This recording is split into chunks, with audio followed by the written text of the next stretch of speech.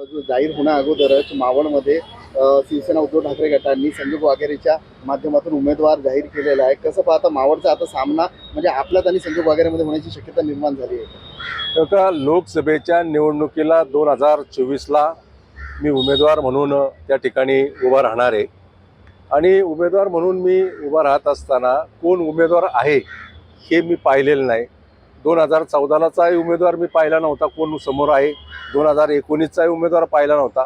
मी माझा लोकसंपर्क काम आणि त्याच्या जोरावरती निवडणुकीला सामोरं गेले. निवडणुकीला उमेदवार समोर कोण आहे याहीपेक्षा मी गेल्या अनेक वर्षापासून या ठिकाणी काम करत आहे. कामाच्या जोरावरती निवडणुकीला सामोरं जाणार. मावळचा खासदार जो आहे तो आता मावळ मतदारसंघ आपल्याला पुन्हा खिचून आणायचा आहे. ती जबाबदारी संजोग वाघेरे यांच्यावर आता संजय राऊतांनी दिलेली आहे असं आवाहन केलं त्यांनी. तुम्ही परत आणा खिचून, थेट तुम्हाला चॅलेंज केले. हे बघा, शेवट कुठल्याही निवडणुकीमध्ये मतदार हा ठरवतो कुणाला निवडून द्यायचं आणि कुणाला निवडून द्यायचं नाही. मावळच्या जनतेने हा विचार 100% केलेला आहे. तो कामाला विकासाला मत देणार आहे. कुणी काय बोललं म्हणून उमेदवार विजयी होत नसतो. जे बोलले त्यांनी एकतरी निवडणूक सार्वजनिक लढवली का, ते रोज बोलतात. त्यामुळं त्यावर काय दुर्लक्ष करायचं, आपण त्यावर जास्त काय भाष्य करणं योग्य होणार नाही. कुठल्या कामावर जायचं तुम्हाला मावळची जनता पुन्हा एकदा संधी देईल असं वाटतंय? मी तुम्हाला सांगतो, मावळ लोकसभा मतदारसंघामध्ये स्वातंत्र्यानंतर आदिवासी भागामध्ये अतिशय दुर्गम भागामध्ये रस्ते लाईट पोचवली.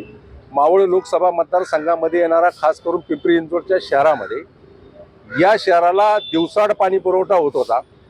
मी गेले जवळपास 8-9 वर्ष पवना धरणातून गाळ काढला. तो गाळ काढत असताना सर्वांना बरोबर घेऊन कुठलीही शासकीय मदत न घेता गाळ काढला. आज पिंपरी चिंचवड शहराला पाणी पुरवठा रोज मिळतोय. हे पिंपरी चिंचवड शहरातली जनता जाणून नये. या शहरात मी आंदोलन पुकारलं. सर्वसामान्य माणसाला घराला न्याय देण्याची प्रक्रिया केली. शास्तीकर माफ करण्याच्या संदर्भामध्ये राज्याचे मुख्यमंत्री सन्माननीय एकनाथजी शिंदे साहेब यांनी निर्णय घेतला. जवळपास 450 कोटीच्या वर सर्वसामान्य गरीब माणसाला न्याय मिळालेला आहे. जेएनपीटीपासून पनवेलपर्यंत रस्ता जाम होत होता. कंटेनर तासोनतास उभे राहत होते. त्या ठिकाणचा रस्ता माननीय गडकरींच्या माध्यमातून केला. त्याला देखील न्याय देण्याची भूमिका घेतली. तळेगाव ते चाकण शिक्रापूर या मार्गाचा DPR मंजूर झाला आहे. त्याला केंद्र सरकार आता मंजुरी देते. वाकडपासून जाणारा चांदणी चौकाचा मार्ग जवळपास 8.5 किलोमीटरचा आपण ओरेड पूल उभा करतोय. तेव्हा विकासाच्या माध्यमातून आपण जनतेसमोर जातो. पिंपरी चिंचवड शहरातली मेट्रो ही पिंपरी चौकामध्ये पर्यंत येत होती. त्याला निगडीपर्यंत नेण्याच्या संदर्भामध्ये त्याला मंजुरी घेतली. शेवट देशाचे पंतप्रधान नरेंद्र मोदी यांच्या माध्यमातून केंद्राच्या योजना, राज्याचे मुख्यमंत्री सन्माननीय एकनाथजी शिंदे साहेब, उपमुख्यमंत्री सन्माननीय देवेंद्रजी फडणवीस साहेब यांच्या माध्यमातून राज्य सरकारच्या अनेक योजना या शहरापर्यंत पोहोचवण्याचं काम मी केलेलं आहे. आणि माझी नाळ सर्वसामान्य मतदारापर्यंत आहे.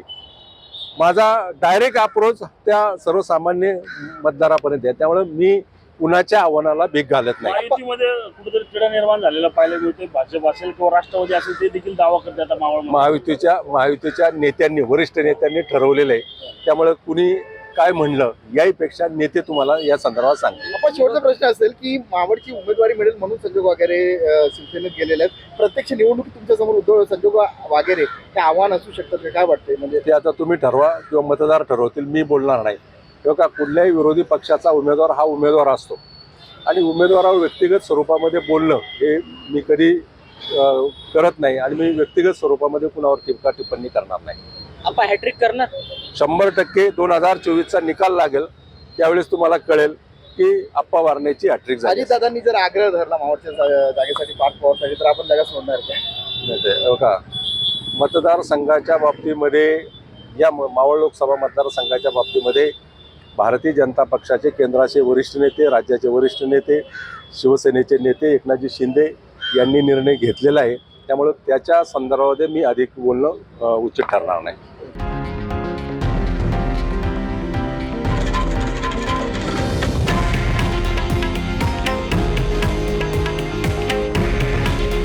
हे आहे देशातील नंबर 1 न्यूज नेटवर्क आणि आपण पाहत आहात TV9 मराठी. काळजी तुमची, हित महाराष्ट्राचं.